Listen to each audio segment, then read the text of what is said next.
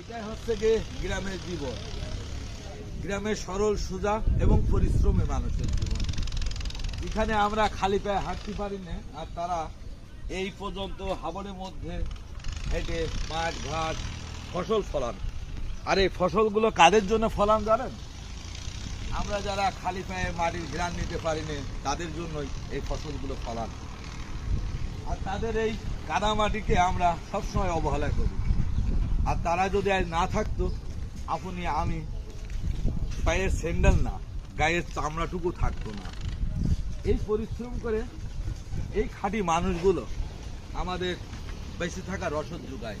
তারা আছে বলেই, তারা পরিশ্রম করে বলেই, তাদের গায়ে ময়লা লাগে বলেই আমরা এত ফুটনে নিতে পারি।